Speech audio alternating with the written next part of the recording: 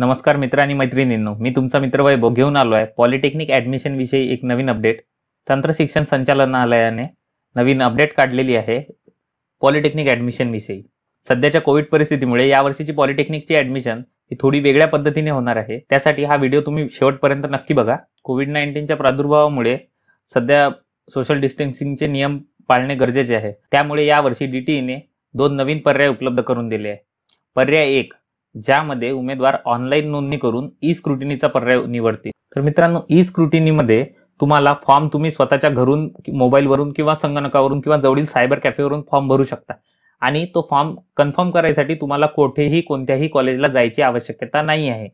त्यामुळे ही एक सोयीस्कर पद्धत यावर्षी कोविडच्या प्रादुर्भावामुळे MSBTEने म्हणा की DTEने आणलेली आहे। जर तुम्हाला फॉर्म भरता येत असेल तर तुम्ही स्वतः हा फॉर्म भरू शकता।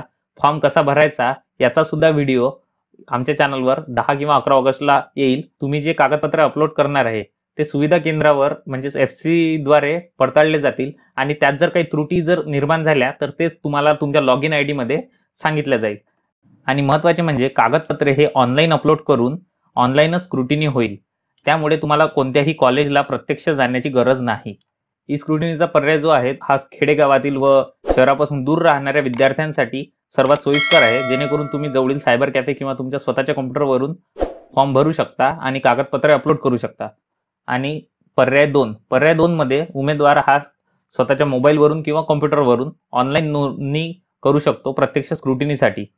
तर त्याला एक टाइम स्लॉट म्हणजे एक वेळ दिल्या जाईल, अपॉइंटमेंट दिल्यासारखी। त्यावेळेस तो उमेदवार त्या सुविधा केंद्रावर जाऊन त्याचा अर्ज भरू शकतो तिथे। त्यानंतर कागदपत्रे स्कॅन करून अपलोड करणे इत्यादी सर्व प्रकारच्या सुविधा या केंद्रावर निःशुल्कपणे उपलब्ध राहील।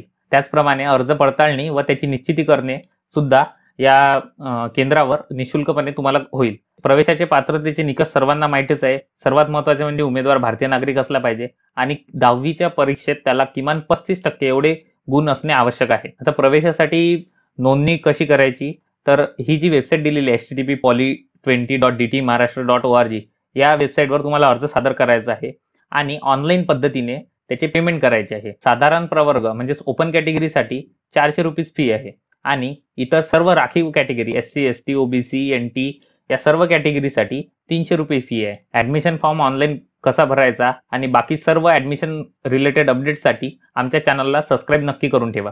प्रवेश प्रक्रिया ही 10 तारखेपासून चालू होऊन 25 ऑगस्ट पर्यंत राहणार आहे। तसेच कागदपत्रांची पडताळणी ही 11 ऑगस्ट ते 25 ऑगस्ट पर्यंत तुम्हाला पूर्ण करायची आहे। तुमचा फॉर्म स्क्रुटिनी होऊन पूर्ण झाला की 28 ऑगस्टला प्राथमिक गुणवत्ता यादी संकेतस्थळावर प्रसिद्ध केल्या जाईल।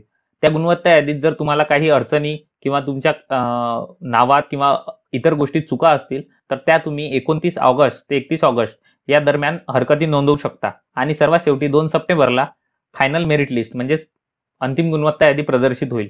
त्यानंतर ऑप्शन फॉर्म वगैरे भरण्याची प्रोसेस चालू होईल। बाकी ऑप्शन फॉर्म कसा भरायचा आणि पुढील अपडेट आम्ही येणाऱ्या व्हिडिओजमध्ये तुम्हाला सांगणारच आहोत। आणि एक सर्वात महत्त्वाचा मुद्दा म्हणजे तुमच्याकडे कागदपत्रे असणे आवश्यक आहे।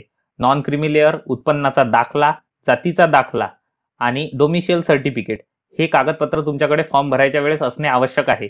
त्यामुळे तुम्ही आतापर्यंत जर कागदपत्र तयार नसेल केले तर ते कागदपत्र तयार करून घ्या।